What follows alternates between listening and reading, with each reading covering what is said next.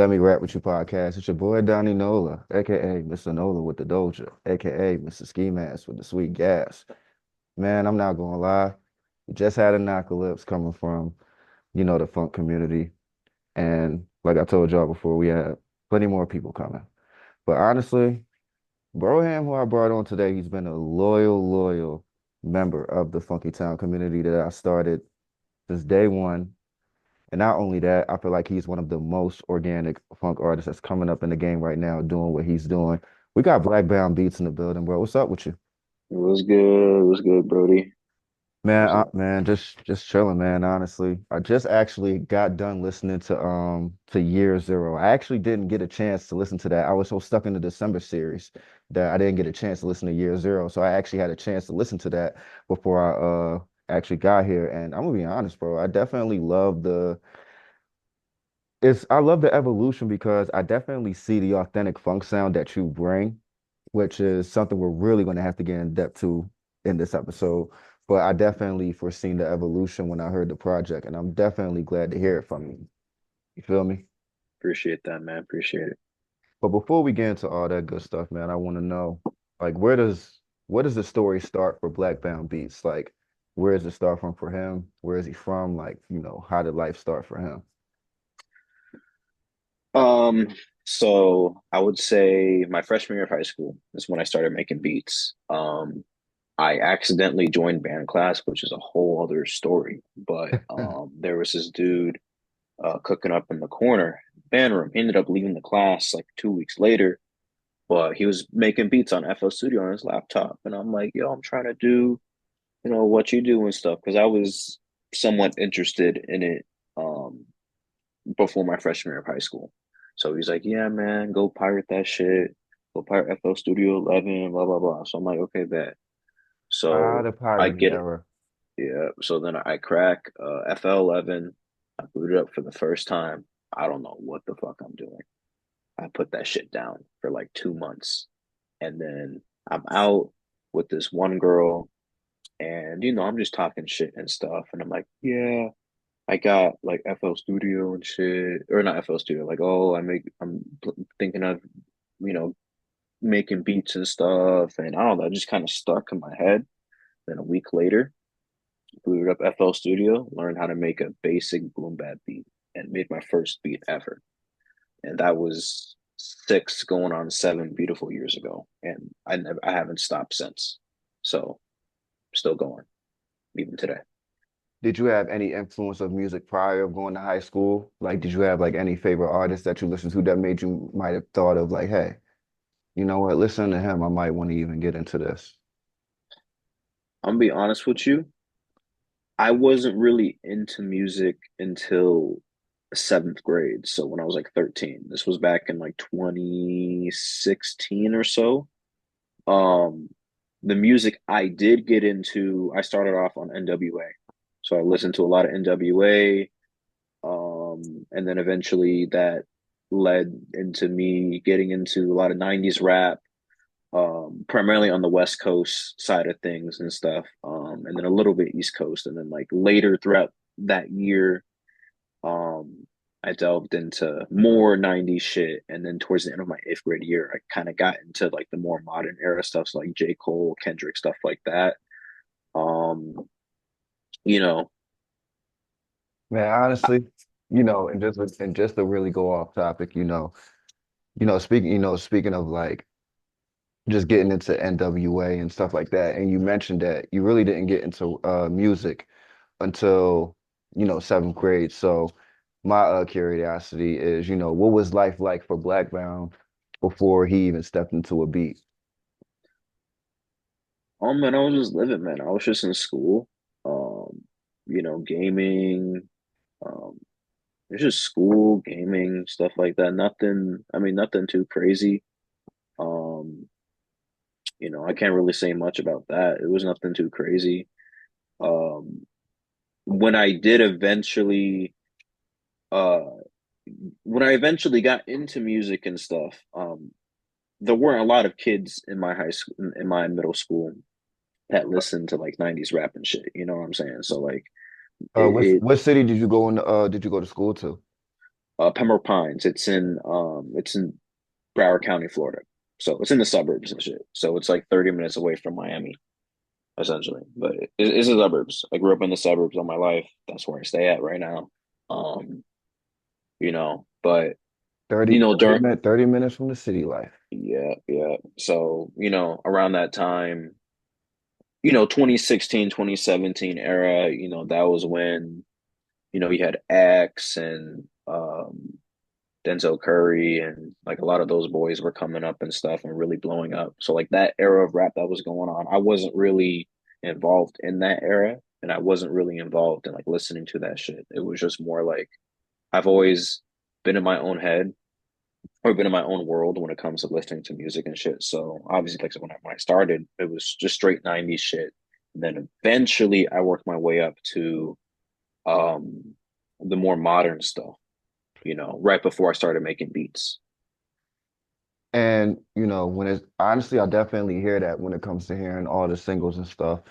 And when you say you're in your own world, I definitely understand that because I kind of feel the same aesthetic when I hear the music because it doesn't seem like you're trying to copy anybody. It doesn't seem like you're trying to sound like anybody, even though you have the influences. It just seems like Blackbound is just his own entity. He's not Mm. trying to copy nobody. He's not trying. That's why I feel like, and as I said in the intro, I feel like you're one of the most organic artists that's coming up because although you're loved and respected by plenty of the artists that we've come to in the community, it just seems like you tend to just stick to being yourself. And honestly, that's the best thing to do when it comes to putting the sound out. Mm.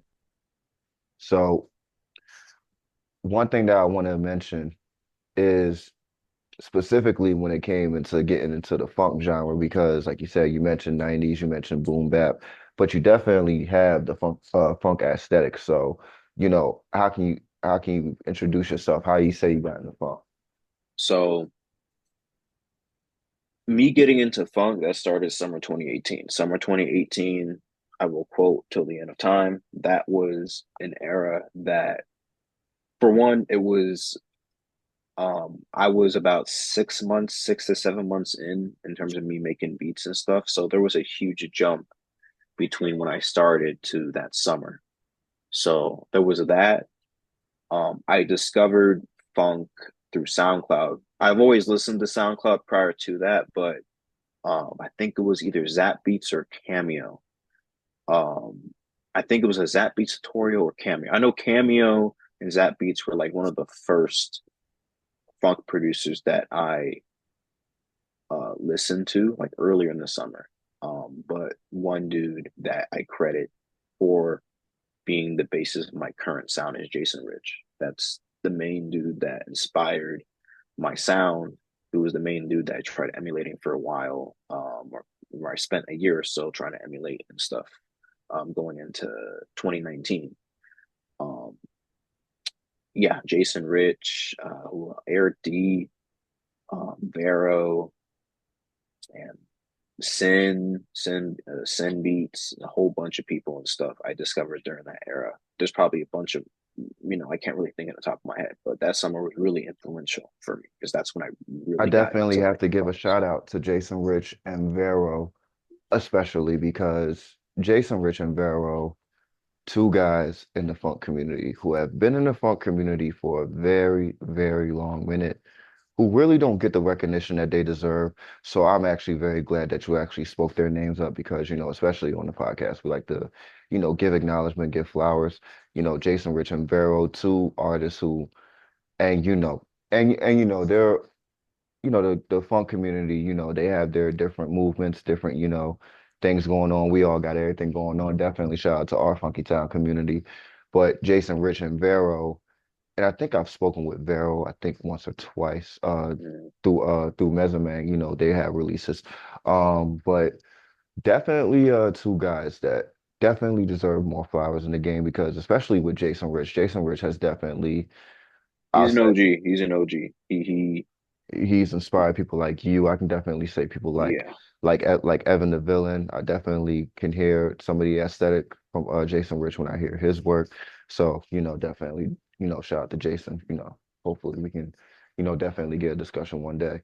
But as you said, after, emulating, trying to emulate, the style of, Rich, it seemed like I said, and I definitely do hear a bit of influence, but I'm gonna be honest. This is the best way that I can break it down. I'm gonna say really what like the melodies and the sounds that you bring behind those beats is honestly one thing that I say that sets you different.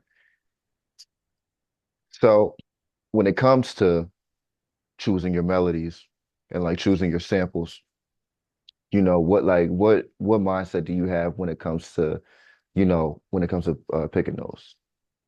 So um, as of right now, in terms of like my current sound, I love sampling with the funk stuff, the current funk sound that I'm on right now. I love sampling 80s records and stuff. Um, a lot of 80s records, a lot of 80s pop records, smooth jazz. Um, for melodies, and recently, the past few months, I've been delving into making my own melodies from scratch and making my own samples from scratch. Because Oh if you, no, big facts. yeah, so I don't know if you've seen, I've been posting a lot of beats that aren't necessarily funk and stuff, but I've been making those melodies scratch. And making 80 samples and stuff like that from scratch. So I've been really delving into that. But for me to get to that point, it really depends on what I'm trying to make. Sometimes I'll hear a sample and I'm like, yeah, that's a funk beat.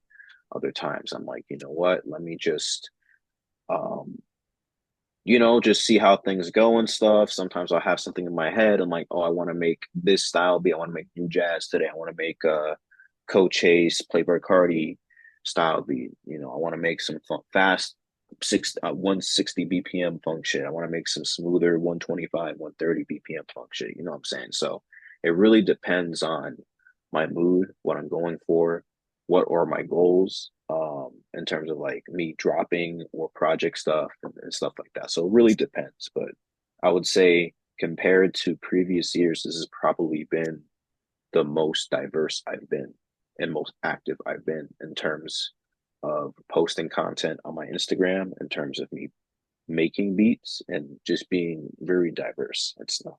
So Honestly, what I can speak for, because we're definitely going to get into the series in a second. In my defense, I definitely have seen the versatility from December the 4th, mm. to be honest. And that was of last year. In my opinion, I've seen different styles from those songs when I heard not even from the fifth, just from the fourth project alone, even before the evolution with the fifth project. I definitely heard different versatilities because you had some taste of funk, and then you had the funk mixed with the fast pace, bass style area type tempos. So it was definitely versatility when it came to just in the growth of the December series. And that's actually something that I definitely want to speak on.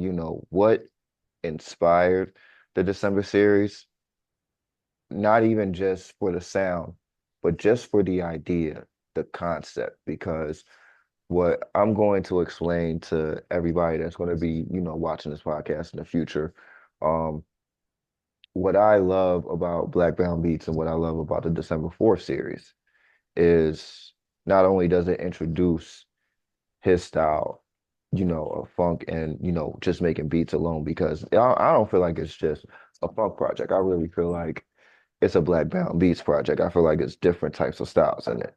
But not only did he implement that in his beats, but you also were able to bring so many amount of various artists to actually bring their expressions on your beats as well. So what, what really inspired your idea behind that?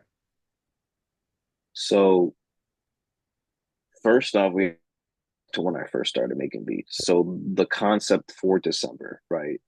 It was a concept in my head I had called the December EP. I wanted to, get six, seven tracks together and stuff, and get like different artists on there. Like that was the vision in my head. I just didn't have the means to do it. Fast forward a year later, 2018, I dropped the December EP. Um, and this was shortly after I got into funk, so it was really rough, and it was just beats and stuff like that. It was kind of rough and stuff. And then the following year, I dropped December 2. Um, back in 2019. 2019 was when I perfected Jason's sound, and I was still leaning on that.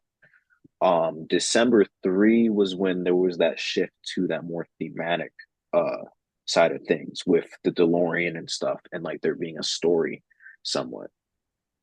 So with that project, I collaborated with more funk artists, Freddie Confetti, my boy Marmusa, and Nikki Slime. So those were like the main guys I collaborated with, and then I had one dude who rapped on one of the tracks and stuff. That was my first attempt doing that.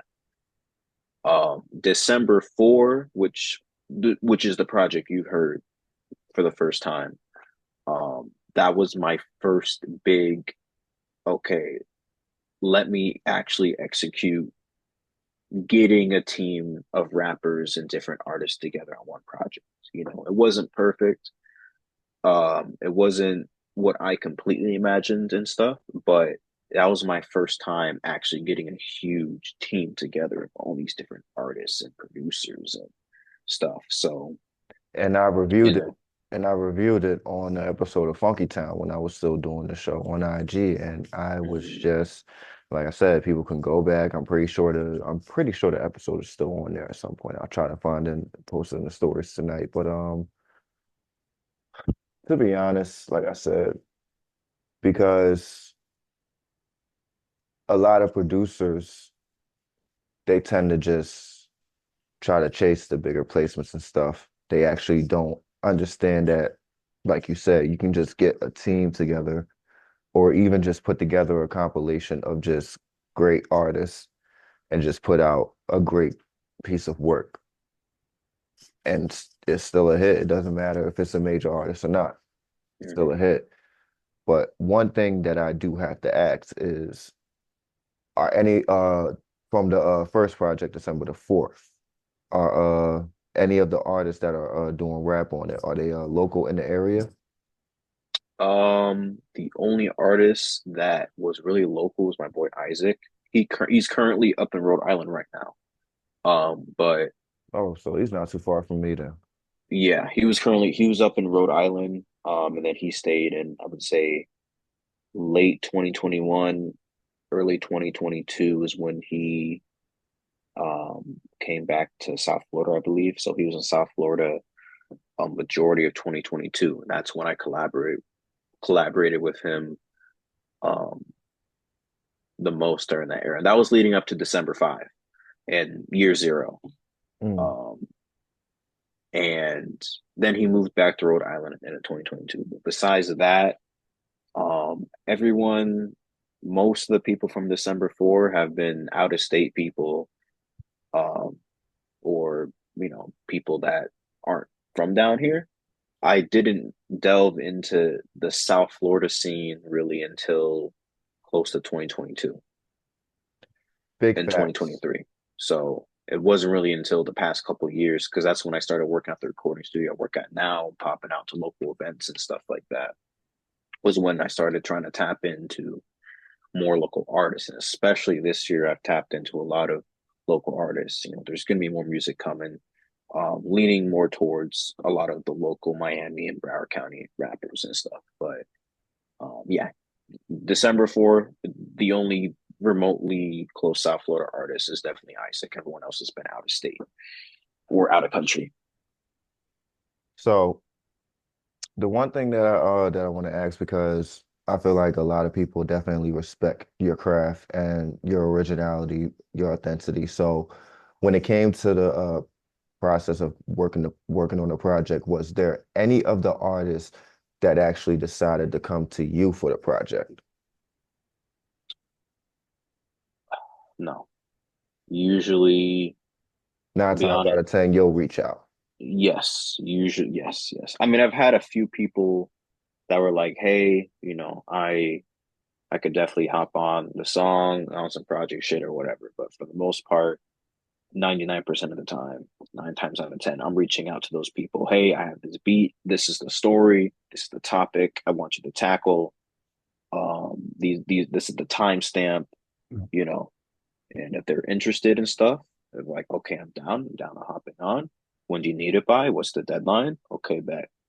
Um, I haven't had, I mean, I've had, I would say maybe a few people recently that have been like interested potentially, or I brought the concept up and stuff, and they're like, yeah, I'm down for sure. But for the most part, I do have to ask to hop on. I mean, I do have to ask them to hop on, project if they want to, which is fine because I try to be very careful and selective, especially recently about who I pick because I want to make sure everything is on point. I want to make sure the artists, if there's multiple artists, that they're compatible. I want to make sure that everything's on point. So there's no, flaws or misses or anything like that. And that's the one thing I was going to ask. What was the, like you said, compatibility. So, and that's why I understand why now I completely understand why it makes sense that you go to the artist because I be the same way when it comes to beats now because to be honest, in my opinion, what I say, you could send the beat out to anybody, but is it going to sound good? You know, Hmm. Yeah. that's the difference. And to be honest, I honestly respect that you do that because then that helps give you creative control for how you want the project to come out. Hmm. And like you said, there's actually a story behind it because now that's the big difference to me of like why your project is different from others because if there's no story behind it, then how are we gonna how are you gonna have the song? Hmm. So, like I said, that's definitely a great breakdown of of the artist and like choosing the artist. Which artist can you say besides your boy Isaac Isaac. uh aside from him, who can you say was your favorite artist? I'm gonna say one for both projects, the fourth and the fifth. Who can you say was your favorite artist that you worked with on both projects? I would say for four, I would definitely say my boy. I'm gonna cheat 4 and 5. I would say my boy Deegan. He's been my longtime collaborator. He resides in the DMV area. Um, him, my boy Mahi. He did the intro track for December 5. Um, love working with him. I haven't worked with him in a little while, but I'm definitely gonna work with him in the near future. But I would say in terms of being my all time favorites, I would say it's between Yegan and Mahi and stuff. Between December 4 and 5. Definitely. And will we get into December 6th soon? Um, that's it. That's it for the December series. I wrapped it up with 5. I thought it was about time for me to end that series. I know that a lot of people loved 4 in particular, but I wanted to wrap up the series and start fresh with Year Zero. Because Year Zero is the start of something new. Just kind of a soft reboot in terms of like a continuity and the overall arcing story and stuff. So I don't want to reveal too many details and stuff, but all starts with Year Zero, and it's going to delve into other projects and stuff, and different themes and stuff like that. So there's going to be a new project coming out end of this year. That's going to be a sequel to that, just a different aesthetic though. But I'm going to reveal those details as it approaches that date. And there's obviously going to be stuff in between now and that project and stuff. So, but that's going to be big. Um, that one's Would you say your newest single Half Year is like a standby for that for the next project? Um, that's just that's just a new jazz, track and stuff. I don't really think too much of it. It's just recently I've been delving into more experimental stuff. So that's just a showcase of more experimental sound. So you might hear a little bit of that sound on there. You'll see. I'm not gonna say it's gonna be on there or not 100%. That's something that you guys have to kind of wait to hear and stuff when When it it comes to comes. processing your experimental sound, how do you take your approach on that? Um, I just do it. I think what helped me was late last year. I kind of went through a little, I would say, an identity crisis. Not necessarily with funk, but in terms of me finding a place in the South Florida scene. Because one thing I will say is that I have a very niche sound, and there's not a funk scene down here. There's no funk scene down here, which is kind of sad because the term funk and like Space Ghost Perk, he's from South Florida, Liberty City, Miami. He's from down here. That's the dude that coined the term funk. So it just kind of sucks that, there's no scene down here, but the guy that coined the name and stuff is from here. So, and Denzel Curry and stuff, and Denzel Curry, for example, really, really dope artist. He kind of delves into that sound. His last project in particular, delved into that sound. He's from down here, but there's no funk scene. So that kind of leaves me in a weird spot because I'm the only one who's really making funk or Memphis inspired stuff down here. So for a little bit, I felt out of place. It felt kind of weird. But at the same time, I don't necessarily want to make anything that's popular because unless I hear it, I'm like, oh, that's dope. Let me try making that. 9 times out of 10, if it's popular, I don't want to make it because I'm just not interested, or I don't want to force myself to make something I don't want to make. But working with this one artist named Fiji, shout out Fiji. He definitely helped Long, me long, grow and long time fan of Fiji. He's been in the game for a minute. Definitely shout out to Fiji. yeah. Um,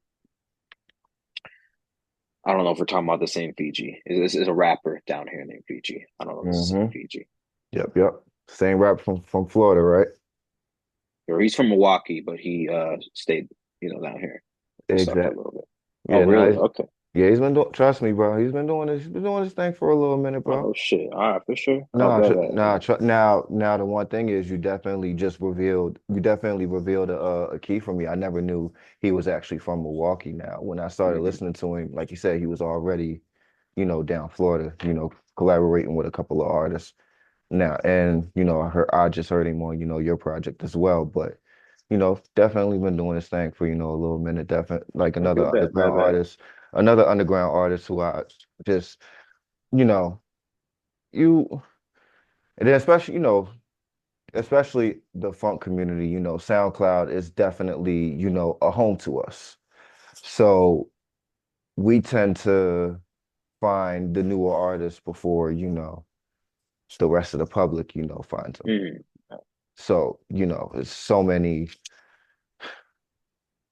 My thing is, I pay attention to my what's that shit called when you go right on there? The feed, the feed. I actually sometimes I'll just just let it play on random. That's how I've literally found, you know, that's how I found a couple of funk artists. But that's how, I found Tent on SoundCloud, and that was like the very first like funk artist I ever, interviewed. So, like I said, it's just you just never know. Same thing. It was the same thing with YouTube. Like once I found like the little funk radios and stuff, just let them play on random, and then I would try to, find the song and stuff. That's the thing about, being that's the thing about, podcasting with the purpose of, platforming artists that are, that you want people to actually hear, not just chasing, the industry. Right. So, it's every day, you never know, just it's so many great artists that I've come across. Even funk artists that aren't, in the funk Discord, I've come across so many. But Mm. the one thing that I'll definitely say is, could you, you know, just just to let the artists and producers out there and the fans out there know, some of these artists to search up, what are some of the artists off of December 4th and 5th that you work with, just so they can, check them out as well. Okay, so off of December 4, on the top of my head, you have on the production Mhm. side of things, there's my boy Foxes. He's been a huge collaborator since December 3. My boy Marmusa, same thing, collaborator since December 3. He's been on at least one or two of my beats or productions and stuff off of 4 or 5. Um, who else? Who else? On rapping side, obviously my boy Isaac, um, Mahi, Deegan, Def the Kid, Primo. Um, Shout out to Primo. He had one of my favorites on there.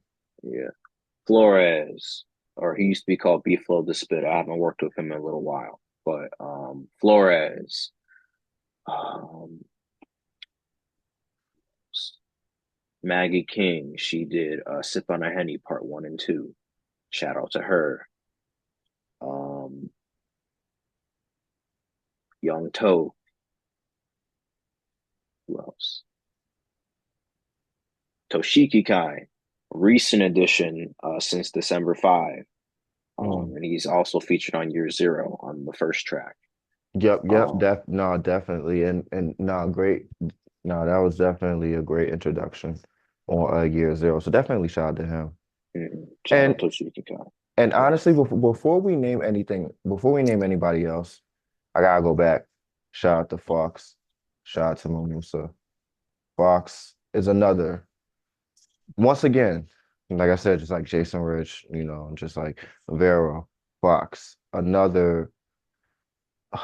just another producer, another artist in this game who doesn't get his flowers. Because he's definitely made his name with a few, rising, he's, like I said, definitely shout out to Fox. Fox is, yep, underrated, And really underrated producer. Marmusa Marmosa as well. and and I definitely want to give a shout out to my, and honestly, Marmusa as well, but definitely shout out to my guy because, and when I got into Center Circle, it was because of my, shout out to my big dog, Nicky Slime. Nikki, He yep. was he was the reason that, I got introduced to Center Circle, Nicky Slime, just like you, another since day one. He was there for the cause. And, like I said, like that Funky Town Island tour, I'm telling you, that's just gonna get manifested. And if anybody wants to know what I'm talking about, you'll have to go back on the Instagram and find our old episode. But Nicky Slime definitely he gave some secrets, gave some good secret gems. When it came to, coming up in the community for Funky Town, he gave that. So what's, your history with Center Circle and how did that even start about you joining them? So early 2021, I got invited through Rays. Shout out Rays. I believe it was Rays that invited me. So it was just me, Rays, Evan, Stern, and then a couple other people. Sky 808, Um, I believe, Sky 808, yes, Sky 808, and uh, Apache Apache as 94. well, Apache as well. So it was just a few people. Then we created the server itself, and then leading up to Volume 1, we started inviting people. So I invited 3 members. I invited Marmusa, I invited Nikki, and I invited Foxes.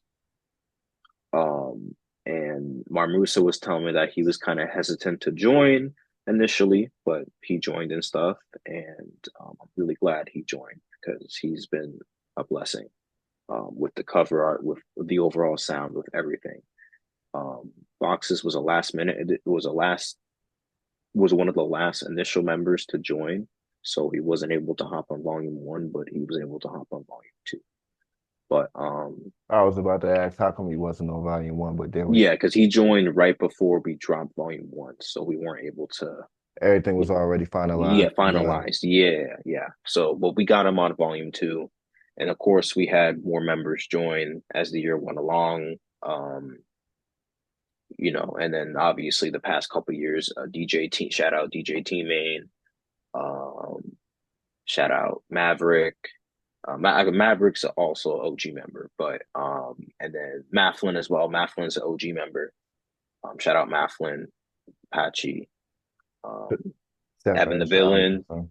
Evan the Villain, OG member. Odyssey Stern, the founder, the one who started it all. Shout out Stern, um, Apache, and yeah, various other people and stuff that I can't list on the top of my head, but really And talented just collective. make sure y'all follow the Center Circle Yeah, Collective. That's all I'm gonna tell you. make sure y'all follow this Inner Circle Collective. Make sure you go on everyone's accounts because everyone on that collective is talented. I've grown a lot since I've been on there. I don't regret joining at all. And we actually have Volume Six, Inner Circle Volume Six is dropping next week, so stay tuned for that as well. Definitely can't wait to hear that, man. And another thing that I want to talk about because I had the same discussion with Apocalypse recently. One thing that you do and that I see a lot of the community, doing recently, showing their face, going outside, networking, which you've already been doing because, like you said, you work at the studio. So, you already know connecting and working with artists, letting the producers out there who still haven't, really gone through that phase yet. Let them know like what's the importance of just like, being out there and showing your face. I would say don't be afraid to get out there. That's something I had to learn. I'm naturally a really introverted person, so I don't like going out like that. But I've had to Same force way, same myself. way. I had to force myself to do that to make opportunities and stuff. But the main thing I will say, regardless of who you interact with, I encourage anyone to stay true to yourself and stay true to, don't force yourself to, what's the word? Don't force yourself um, to conform to a sound that maybe everyone else is doing, right? Maybe you go to this event and everyone's making Jersey shit, for example, right? And you don't really fuck with that. You know what I'm saying? I Yeah, you would gotta say do keep, it. yeah, meet people, experiment, try different stuff. But I think the main thing I will say is try to find people that fits the best with your niche. It's gonna take time. It took me some time. Recently, I found some people that rock with my beats naturally. I don't have to do any extra shit to just organically how my beats sound and stuff. They fuck with it heavy. Um, and that's who I work with the best. Um, you know. Now try out stuff, experiment, try out the Jersey shit. You know what I'm saying? Try out new jazz, try out fast shit. You try out different stuff, experiment. That's how we grow. That's how we come out with new sounds. But if you try it and it's not your thing, you don't have to make it at the end of the day.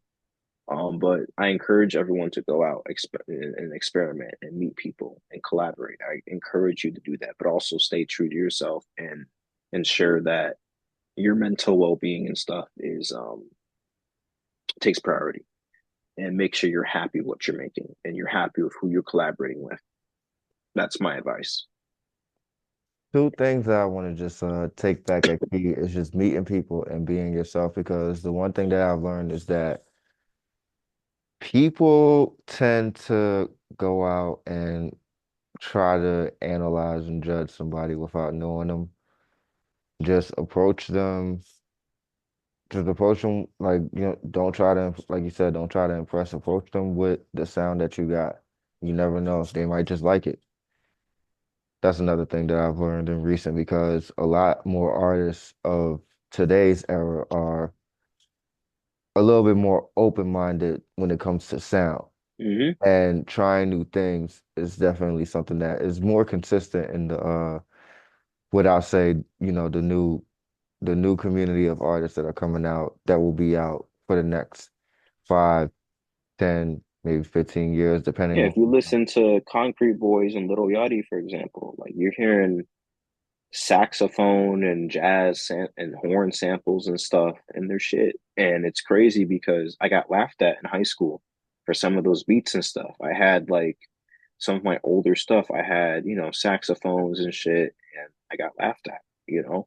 And it's just funny because fast forward to now, you literally hear Little Yachty rapping on, a it's kind of like a funk beat. It just has a horn sample, so it's just kind of funny hearing that. 'Cause I've been doing this shit for years, and then it's like, someone else comes along, it's like, okay, cool, everyone's bumping it. And it's like, I've been doing this shit for years and stuff, and I was laughed at in high school for some of the shit, so I just thought it was funny. like I said, a lot of the stuff that people get laughed at for back then, that shit's relevant now. Mm, All the all the beats and stuff that people think that would never go on radio and stuff, all that stuff's getting played now. Look at what's his name, Tommy Richmond or something.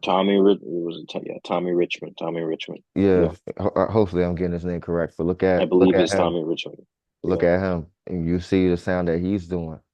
And I'm not, and like I said, like now that's getting played on radio and music videos, MTV, all that stuff. But people would have laughed at that back then. So it's like, people, like I said, but now, like I said, there are like, and that's just more so the fan perspective because I do see the artists that are more open-minded to the sound, just like people like us, people like Tommy Richmond. I do see the artists who are open-minded to that sound. And, like you said, just be yourself. There's no point in copying, you know? That's real. That's the one thing that um that's not going to go away because physically I can't do it. I can't, unless it's a sound that I'm like, oh, I want to do a type beat. I want to do a beat like that. That's a rare occasion. But if it's something that's like, if someone approaches me, and like, hey, can you make me a drill beat or can you make me like a Detroit style beat and stuff? And unless you're like, I'm in the mood to experiment or like you're my boy and shit, I'm like, sure, fuck it.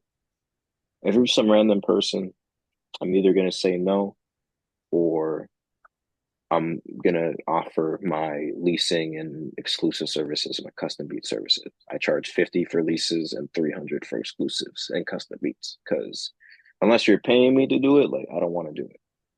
Unless there's bread involved, you paying me, cool, I'll do it. I'll make you a drill beat. That's cool. I'll make you a Cash Cobain beat. That's cool. But generally, unless it's a homie and I feel like experimenting, like I'm not gonna be interested in making it. I'm gonna say no, or I'm just gonna ignore you and stuff. Especially if you're some random person, you don't come with bread. I know you've had dilemmas with a couple of beats, thinking that you probably want to put them on your projects as well. Just making those cuts, like you'll make that beat for somebody, and then you'll just sit there like, I could use this though, but you're already getting paid for it. That's the kind of issues that I go through. Sometimes somebody might pay me to do something, and then when I make it, it's like Well, I haven't. I could use this for myself though. Well, to be honest, it's kind of the opposite problem. I don't normally have a lot of people that will hit me up for custom beats yet. That's something I'm trying to work on is pushing myself out there and offering those services and stuff. My issue is a lot of the times I'll make a beat, I'll show it off and stuff, cool. I've gotten better with it recently, but I'm horrible with hoarding beats and stuff because I don't want to give it away and shit. Because I don't want to have like the wrong person. I give it for out or whatever, and then the wrong person hops on it and stuff, and it's like, So I've been working on that and being like, okay, I can make another fire beat and shit. So like the past year, I've advertised, yeah, I got hella beats in the vault, which I do. I post more often and stuff. I have beat posts of what I made throughout the months or throughout the weeks and stuff. So right now I'm just trying to push that and offer those services and stuff. I haven't really gotten a lot of custom beats or people paying me yet. I'm working on that right now. Just, making people aware that I have those services out there and stuff. Nah, big facts. And what I would say is, have you had the thought of even putting out an instrumental project? Um, Because it gets like that when you want to hoard those beats and not want to, just yeah. I would say, ooh, I just hit my knee. Um, I would say that that's definitely something that's, I've looked into. It's not anything that I'm looking into. I'm working on right now. That might be like a last minute, like, oh, I'm gonna put these beats together, drop a little, 6 track EP, whatever, drop it and stuff. I might do that randomly, but it's not anything that's in my head actively and stuff. I have other stuff, more conceptual stuff in my head actively in terms of like projects and stuff. Would I ever do a beat tape? Absolutely. I'll definitely do one if I'm in the mood for it. Sure, totally. I have new ideas in my head every day, but right now I got other stuff that I'm working towards right now in terms of like project wise and stuff. But I'm definitely open to it. so when it comes to working on the sequel for Year Zero, who is one artist that we can definitely look out for that? Um, right now that's in the early stages of production right now, so I can't really reveal much about it. Mm. But my boy Toshiki Kai will be returning. Jordan Sage will be returning. No, Um, definitely look out for him. He definitely had a banger. yeah, especially Jordan Sage. Shout out Jordan Sage. But those two will be returning. And then my boy Isaac will be returning as well. Through a certain role and stuff that he played in Year Zero. Mm. So if you heard a certain unknown entity and like really deep voice speaking, that was my boy Isaac. So you'll hear that voice come back and stuff. Um, and in terms of a theme and stuff, one thing I will say is that it will be completely different theme compared to Year Zero. Um, but like I said, it's gonna be a darker project, a more somber project compared to Year Zero. Um, and yeah, so that's as much. That's I don't want to reveal too much about it. I'm gonna Mm. reveal elements as the year goes along and stuff, but I will share that news when it approaches that date and stuff. The last question that I would want to ask you is, if there's one final gem that you can give artists and producers out there, what's like the last bit of advice that you would give them for them to go on their career with? I would say people, you're not gonna win everyone over. Um, and that's the realest shit that I've had to learn. No matter what you're doing, you could do the most niche shit ever. People are gonna be like, this is weird, what the fuck? You can make shit that most general audiences will like, and there's gonna be someone that's like, oh, this shit sounds generic. Everyone is gonna have something to say. And the reason why I say that is because music is very, very subjective. It's very subjective. You might fuck with something, right? But I might not Mm-hmm. like it. I might fuck with something, but you might not like it, right? Hmm. So it's a very subjective field to be in. And like I said, you just have to learn that you're not going to win everyone over. So take the advice, the actual criticisms and stuff, because there are legitimate criticisms that I face and that need to be said, right? If something's off, okay. Hmm. But there's gonna be people coming on coming at you on some hateful shit or on some petty shit because they just don't like it or they just want to be a hater and shit, you know? So with that, like I said, people, you're not going to win everyone over. So prioritize your niche over everything. Find a style that you want to prioritize, that you truly enjoy, not what everyone else enjoys, but what you truly enjoy, and stick with that. And stick with that. Keep doing it. Do what you love doing. And the people that fuck with you the most are going to continue fucking with you. There's always going to be people that are going to say, you know, the most. There's always going to be people that are going to say, I have always something to say, always something negative to say. Oh, this is off. Oh, I would have done this better. Oh, you know, Mhm. like they're always going to say some Mhm. shit. Always, always something. You can make the most perfect fucking project ever. You could have someone's mom crying in the background and shit, and someone's going to say some slick shit like, you know, oh, I didn't like verse two because blah, blah, blah, blah. You know what I'm saying? So you're not going to win anyone over. We're not going to win everyone over. So focus on the people that you did win over. Take the proper criticism and apply it, but at the end of the day, keep making what you want to make at the end of the day, regardless of what anyone says. Keep being you, keep doing you, and just be you, man. That's the best advice I can give for anyone coming up. I know it kind of seemed like I rambled and stuff, but that's something really important I had to learn, you know. So No, that ain't rambling. That's just hey, telling the truth and rambling is just it's two different things, brother. I'm gonna tell you. But you telling the truth. And trust me, the truth is what people need to hear. I rather it go like that. Because here's the thing, the only people that call it rambling are the people that can't comprehend the truth. That's my opinion. But, like I said, and honestly, like I said, I feel like artists and producers definitely needed that last gem because criticism is definitely something that a lot of them are definitely taking. Like, don't take it too hard. Don't take it too hard. You feel me? Like, just be you. You see how, like, see how my guy, like I said, this is why I feel like this guy is one of the most authentic funk producers in the community right now. Because, like I said, he's expressing himself, not even just in funk, but in every genre that he hops in. And, that's why I feel like, it was definitely great sitting here having this interview with you and actually sitting here talking about, the process. And, like I said, producers, take that with you, be yourself. And if people don't like it, then fuck them. Shit. yeah, sure. That's a, shit. That's how I tell people. They don't like it, then fuck them. There's gonna be somebody that likes you. Yeah, Shit. sure. Yeah. Yeah. Take care of that. I'd rather take care of 10 fans and hey, I'd rather have 10 real fans than 1,000 fake ones. You feel me? Hmm.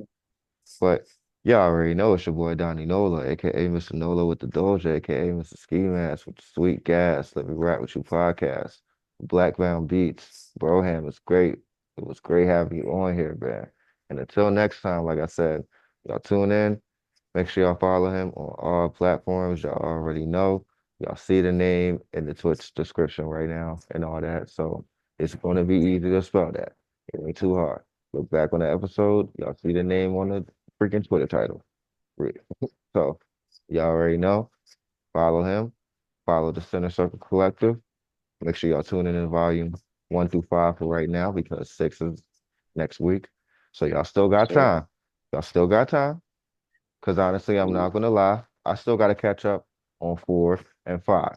I ain't gonna lie. Definitely to catch up on 4 and 5. No, no, no. I'm not gonna lie. One through 3, I didn't have my run through. I had my run through 1 through 3 already, definitely. But I'm not. But hey, I'm a podcast, so I tell the truth. I'm not here to lie. I tell the truth. I have to catch up on 4 and 5 myself. I ain't gonna lie. I definitely need to catch up on them before 6. But until then, bro, Ham, may the funk be with you always, bro. Great talking to you. For sure, buddy. Let me rap with you. We're out of here. Peace, my bro.